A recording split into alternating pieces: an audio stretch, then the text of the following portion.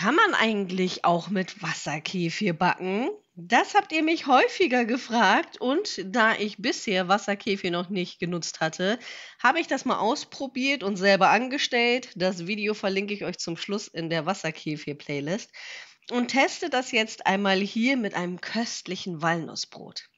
Dafür die Nüsse einmal in einer ungefetteten Pfanne einmal vorsichtig erhitzen. Wer wie ich eine Emaillepfanne nutzt, der muss darauf achten, dass er die, wenn sie heiß ist, runterstellt, weil sonst werden euch die Nüsse sehr schnell sehr schwarz. Ich konnte das hier einigermaßen noch verhindern, aber es sind schöne Röstaromen entstanden. Und dann habe ich Wasser genommen und das Ganze schön aufgegossen. Ihr seht es, da ist ganz schön Hitze drin. Den Herd habe ich dann abgestellt und die Nüsse im Wasser einweichend so 1 bis 2 Stunden liegen gelassen, so dass sie schön abkühlen konnten. Als es dann soweit war, konnte ich dann direkt mit dem Brot starten und die genauen Zutaten findet ihr wie immer unten in der Beschreibung. Das kommt aber auch noch mal ganz zum Schluss am Ende des Videos, dann könnt ihr euch auch einen Screenshot machen. So, ich würde sagen, fangen wir mal an. Ich habe hier helles Weizenmehl hier in der Schüssel, gebe dazu noch ein bisschen Vollkornmehl und zwar in Form von Weizenvollkorn. Da hatte ich noch so einen kleinen Rest, den ich hier hineingebe und noch ein bisschen Dinkelvollkorn. So, ich finde, das ist schon mal eine gute Basis für ein köstliches Brot. Noch ein wenig Salz, Zucker lasse ich absichtlich weg und hier ist der Wasserkefir. Alternativ, wenn ihr den nicht habt, könnt ihr natürlich auch Hefewasser verwenden. Wie ihr das herstellt, erfahrt ihr oben rechts unter dem i. Und das hier ist das Einweichwasser von den Nüssen. Das habe ich nicht weggegossen, sondern verwende ich hier mit in dem Brot, weil da natürlich auch ordentlich Geschmack mit drin ist durch das Einweichen. Wer das nicht möchte, tauscht das einfach mit Wasser aus. Dann habe ich hier jetzt den Flachrührer, den Taifun hier in meiner Küchenmaschine, denn ich möchte einen weicheren Teig haben. Absichtlich. Es wird nämlich heute im Topf gebacken und wenn ihr da weichere Teige habt und die streckt und faltet während des Aufgehens, dann kriegt ihr ein richtig fluffiges Brot. Natürlich nur für den Fall, dass das mit dem Wasserkefir klappt. Schauen wir mal. Damit der flüssiger wird, habe ich noch ein bisschen Wasser hinzugegeben. Wer das nicht möchte, reduziert die Gesamtflüssigkeit inklusive Kefir bzw. Hefewasser auf maximal 300 oder 350 Milliliter. Wenn der Teig schon gut verknetet ist, dann gebe ich die Nüsse hinzu. Ich habe die ganz gelassen. Wer möchte, kann diese vorher natürlich auch noch mal zerkleinern. Und wer keine Walnüsse mag, tauscht diese aus gegen Nüsse seiner Wahl. Wer sie nicht verträgt, kann das auch mit Saaten austauschen. Vielleicht schöne Kürbissamen, Mandeln. Wobei, das sind ja schon wieder Nüsse. Also ihr wisst dann, was ihr vertragt oder nicht. Ansonsten einfach weglassen. So, wenn der Teig dann geknetet ist, würde ich ihn normalerweise in ein Glasgefäß geben. Es hat sich zu diesem Zeitpunkt aber tatsächlich ergeben, dass ich mal keines übrig hatte. Also lasse ich den Teig heute mal in der Schüssel, mache aber vorher ein bisschen den Rand sauber. So, und ihr seht, der Teig ist wirklich ein bisschen klebrig. Das ist aber vollkommen in Ordnung. Und während er dann hoffentlich aufgeht in den nächsten 8 bis 10 Stunden, denn Wasserkefir, vermute ich mal, wird sich wie Hefewasser verhalten, werde ich ihn ein paar Mal strecken und falten. Dafür habe ich hier ein bisschen kaltes Wasser genommen. Wer möchte und da unerfahrener ist, kann da noch einen Schuss Öl reingeben, dann klappt das noch mal ein bisschen besser. Und dann feuchte ich mir meine Hand ein und gehe dann unter den Teig und ziehe das dann auf die gegenüberliegende Seite. Das mache ich hier einmal mit allen Seiten. So, ich hoffe, ihr könnt das gut erkennen. Also hochziehen und rüber. Am Anfang kann es sein, wenn der Teig noch nicht ordentlich ausgeknetet ist, dass er reißt. Keine Sorge, das ist ganz normal und je häufiger ihr das macht, umso stabiler wird die Teigstruktur. Abdecken und das ganze Equipment, was ich benutze, euch auch empfehlen kann, findet ihr wie immer unten in der Beschreibung und schaut mal. das erste Luftbläschen. Könnt ihr das erkennen? Ja, das sieht gut aus. Also, ihr könnt tatsächlich, die meisten haben schon von euch erahnt, spätestens durch das Thumbnail, man kann mit Wasserkefir backen.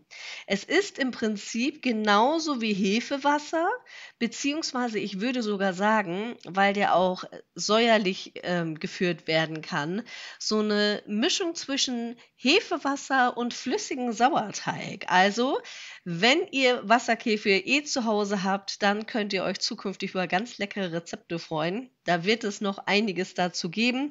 Und für diejenigen, die Probleme haben, Hefe selber herzustellen, wo das wirklich einfach nicht klappt, kann ich euch das wirklich mit dem Wasserkefir ans Herz legen. Durch diese Kefirkristalle ist das so, als hättet ihr schon einen richtig guten, triebstarken Starter an der Hand, der euch verhilft, auch bei kälteren Temperaturen eine schöne, triebstarke, natürliche Hefe herzustellen. So, und auch hier schön dehnen und falten. Das klappt richtig gut. Guck mal, wie toll der Teig aussieht. Und dann mit diesen Nussstücken. Herrlich. So, Deckel wieder drauf.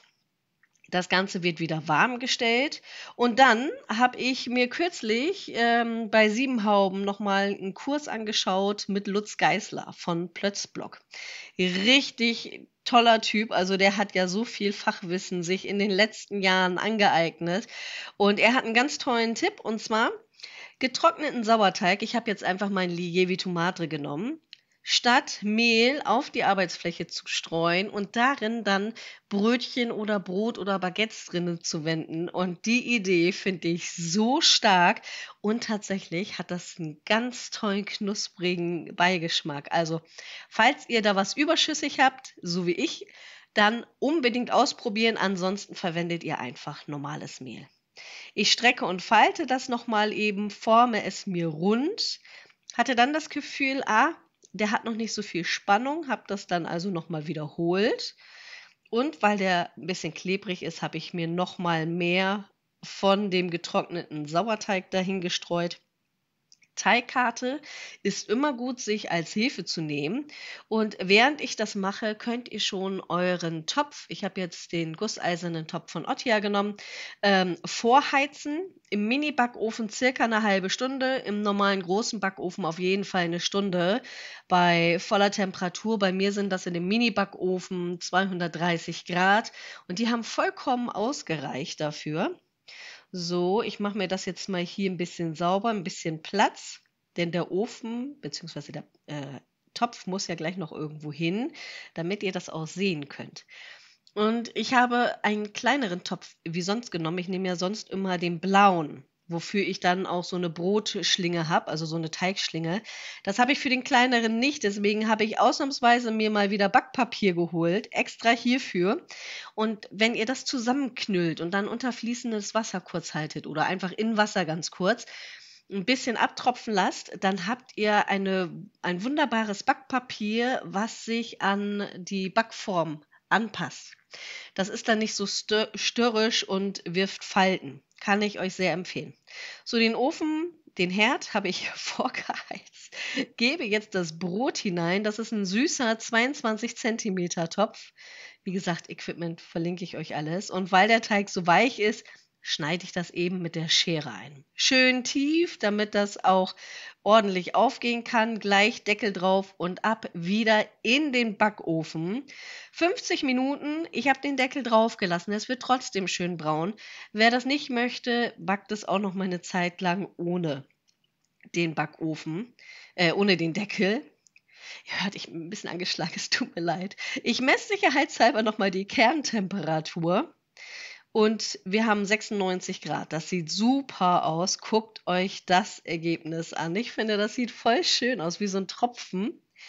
Gucken wir uns mal den Anschnitt an. Das ist dann am nächsten Morgen. Also ich habe es richtig schön durchkühlen lassen. Ich habe es am Abend gebacken, damit wir dann am nächsten Morgen so ein richtig schönes, rustikales Brot haben. Und guckt mal, das ist außen so schön knusprig und innen so saftig. Ich hoffe, ihr habt Spaß, das nachzubacken. Und schreibt mir unbedingt, wie ihr das nachgebacken habt. Welche Nüsse habt ihr verwendet? Habt ihr Wasserkefir genutzt oder dann doch vielleicht das Hefewasser? Schaut mal, schön weich, fluffig und trotzdem kernig. In diesen Videos sehen wir uns wieder. Ich freue mich schon sehr auf euch und sende euch ganz viele liebe Grüße. Eure Emma.